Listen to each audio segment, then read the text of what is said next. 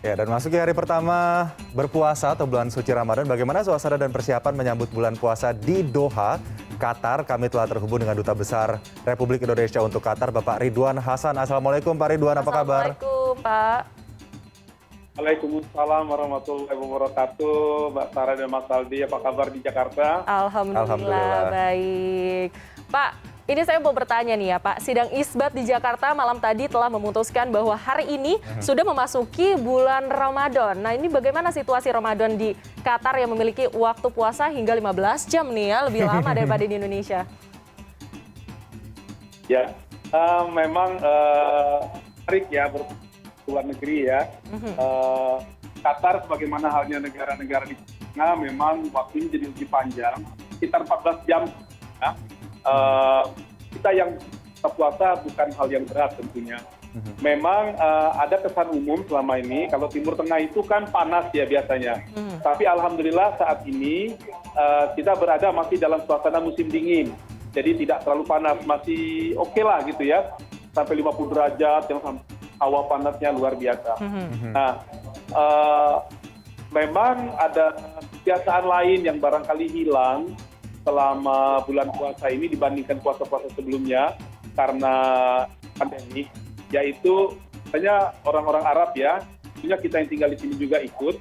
Habis sholat taraweh itu ada kegiatan di majelis-majelis, jadi tempat ngumpul-ngumpul begitu ya. Ini hilang suasana itu. Sama satu lagi, undangan sahur.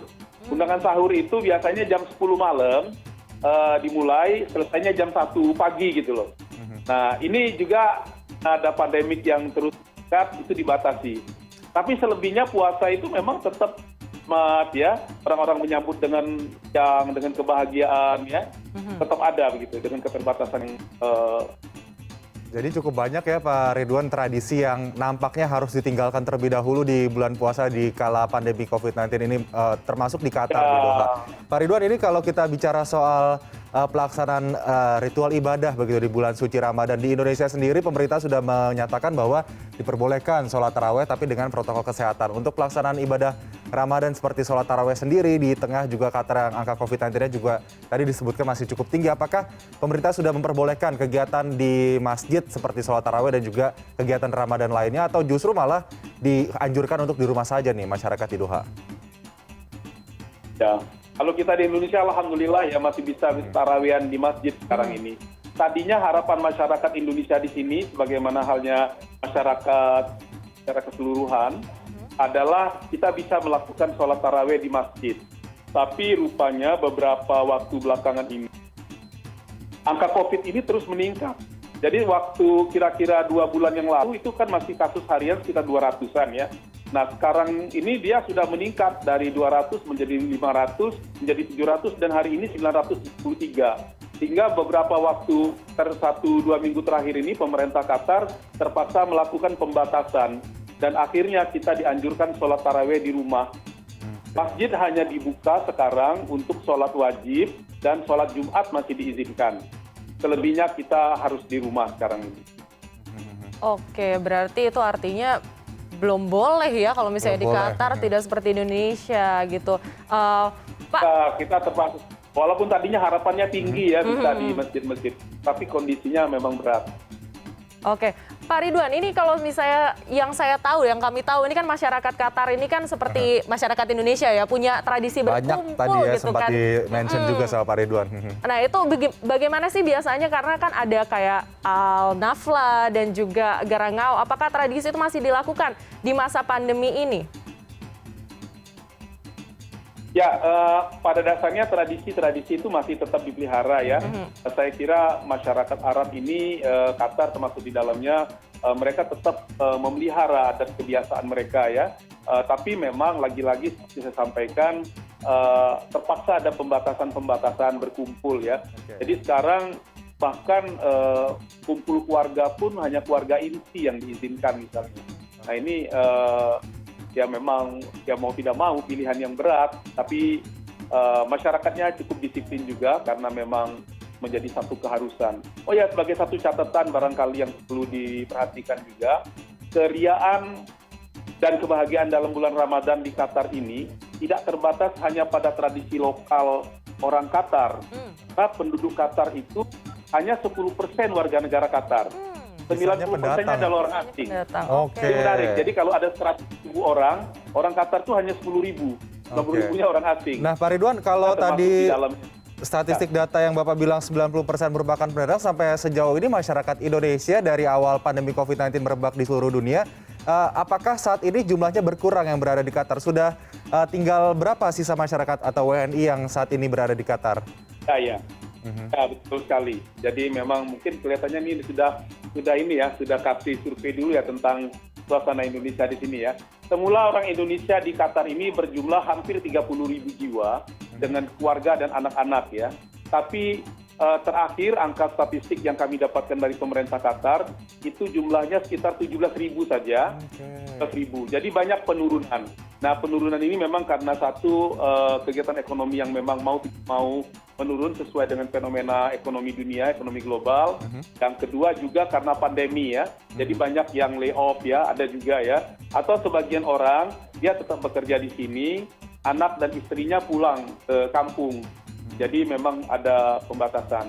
Tapi itu bukan cuma Indonesia, hampir semua warga negara asing yang ada di sini karena ada pembatasan terpaksa dilakukan itu.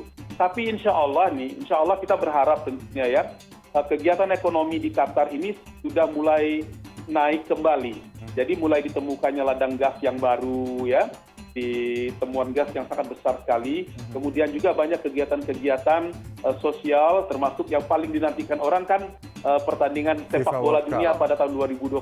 Nah, ini membutuhkan banyak tenaga kerja dari berbagai macam negara gitu. Oke, dari 34.000 ini berkurang setengahnya ya, WNI di Qatar tinggal 17.000. 34.000, hampir 30.000 ya. Hampir separuh jadi ya. Hampir setengah ya Pak ya? 60% sekarang.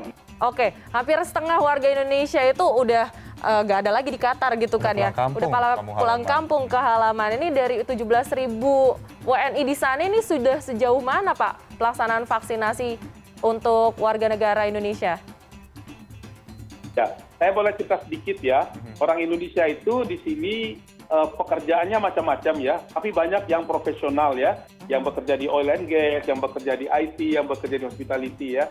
Nah, kalau kita berbicara mengenai vaksinasi yang berkaitan dengan COVID, kita tidak bisa tidak karena kita bagian dari komunitas yang luas, tapi juga kita terkena juga dampaknya. Nah, tapi vaksinasi di sini alhamdulillah karena Qatar negaranya tidak terlalu besar, penduduknya tidak terlalu banyak, tingkat kesejahteraannya sangat tinggi, sehingga pelayanan kesehatan di sini itu boleh dibilang prima gitu ya, dan tidak dibedakan antara warga negara asing maupun warga negara setempat. Jadi pelayanan vaksinasi pun alhamdulillah sekarang itu sudah menyasar sampai di usia 40 tahun. Bahkan berita hari ini saya dapatkan itu anak-anak sekolah sudah mulai dianjurkan untuk melakukan vaksinasi. Jadi vaksinasi ini telah berjalan dengan sangat cepat dan tidak membedakan antara orang asing maupun orang setempat, sehingga masyarakat Indonesia pun banyak yang sudah mengikuti vaksinasi ini. Oke, alhamdulillah ya kalau begitu ya, ternyata sudah bisa mendapatkan vaksinasi dengan cukup baik dengan ditunjang fasilitas kesehatan yang mumpuni juga di Doha.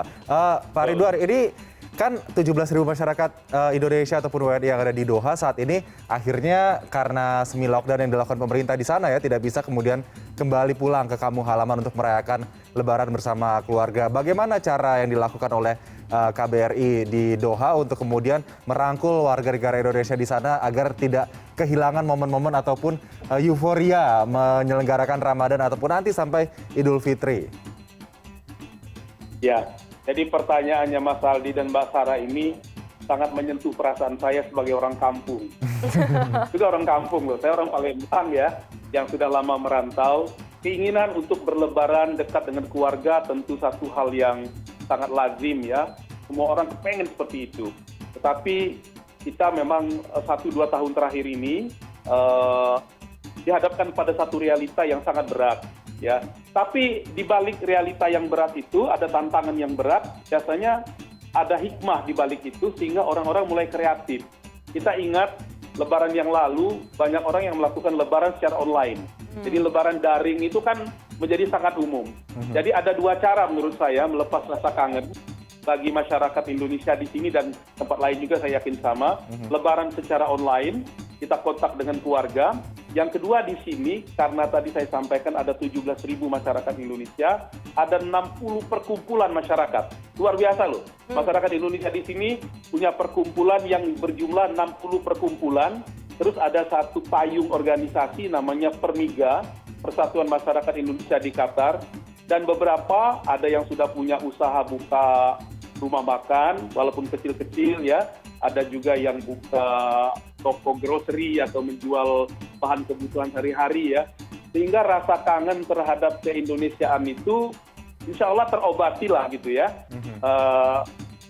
Meskipun tidak bisa 100% dengan kita pulang kampung.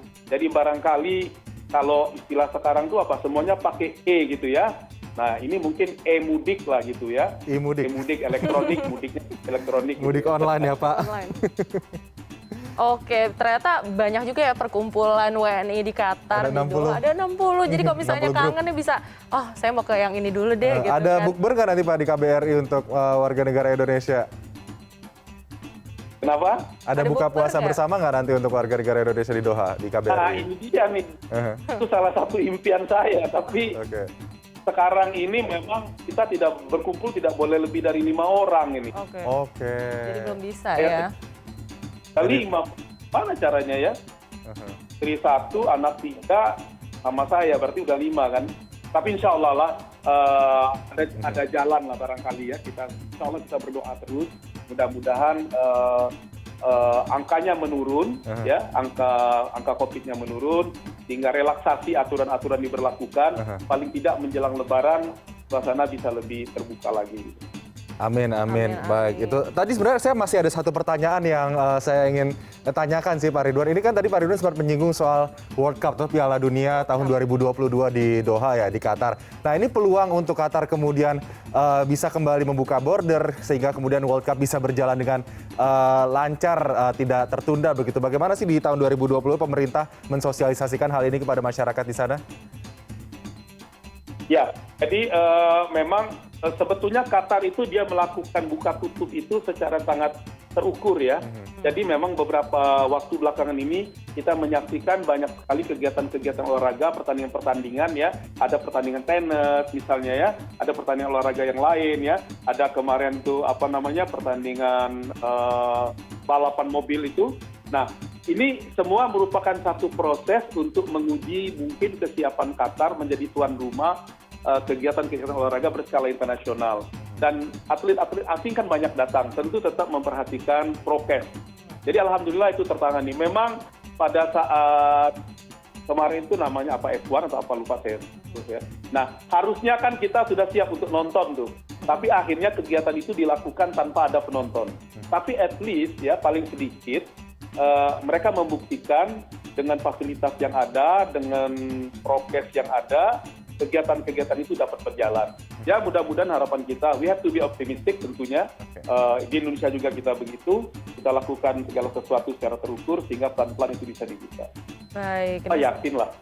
Oke. Mudah-mudahan Ramadan ini menjadi satu titik terang buat kita memperoleh satu momentum perubahan cara yang lebih baik dengan pertolongan Allah SWT. Amin. Amin, amin, amin. Baik, ini semoga juga COVID semakin menurun. Jadi kita bisa Betul. berangkat ke Qatar ya, Di, untuk Foto di gurun. nonton.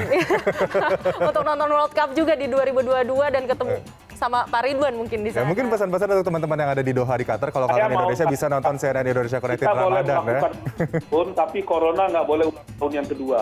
Oke, amin, Oke. amin. Baik, Pak Ridwan Hasan, Duta Besar Indonesia di Doha, Qatar. Terima kasih sudah bergabung bersama kami di CNN Indonesia Connected Ramadan pada pagi hari ini. Selamat menjalankan ibadah puasa, Pak. Dan Selamat puasa, Pak. sehat selalu. Assalamualaikum. Juga untuk masyarakat Indonesia di tanah air semuanya, salam hormat dan salam hangat dari kami di sini. Siap. Siap. Terima kasih, Selalu Pak. sehat walafiat. Oke, Amin. amin.